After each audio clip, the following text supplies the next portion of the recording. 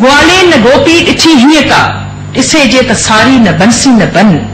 मुसाफ़िर रुगो निम जी छांव में अची वेह मूंसां कॾहिं ठार मन हिते कणक में संग सोना थियनि हिते कणक में संग सोना थियनि हिते धरतीअ खे रुपहरी बदन हिते हार पोए उतर जी हवा हिते रीत जो हर कणो आरतन जॾहिं थो वसे मींहं जी मुंद में लगातार मोती छणे रोज़ छन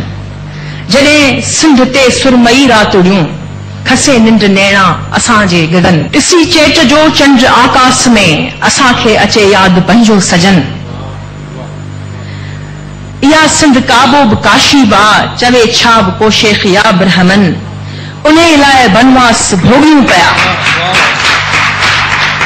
इन लाइ बनवास भोगियूं पिया उन लाइ बनवास भोगियूं पिया उन सां असांजो अनोखो वचन किताब ज़ब्त थिया हिकिड़ो जुल ॿियो जुल पहिरियां छापा पोयां छापा ग़ाइब कया हुआ मार्केटनि मां धमकियूं मिलियूं शाइरनि खे अदीबनि खे तव्हांजो फैज़ अहमद फैज़ वांगुरु शेख हयात साहब खे ख़ुदि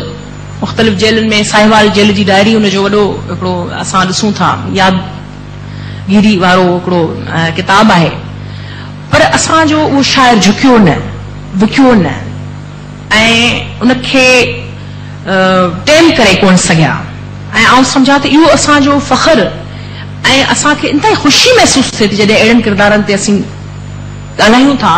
या अहिड़नि किरदारनि खे ॻायूं था त जे न झुकण वारा आहिनि न। हैदराबाद में KTN ऐं काविश जे ऐलान बाद सकाफ़त खाते जे सहकार सां महान कवि शेख हयात जी सालगिरह फेस्टिवल जूं तक़रीबूं जारी आहिनि। सिंध जे मुख़्तलिफ़ शहरनि में पिणु सालगिरह मल्हाई वई।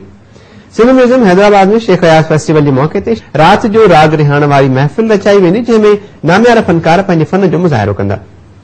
शेख हयात जी ज़िंदगीअ बाबति अदबी कॉन्फ्रेंस थी जंहिं में सकाफ़त वारी सूबाई वज़ीर ससी पलीजो दानिश्वर इब्राहिम जोयो ताज जोयो हमीद सिंधी आगा सलीम मोनिस अयाज़ ऐं ॿियनि शेख हयात जे किताबनि जे ॿिनि शुमारनि जी मोहर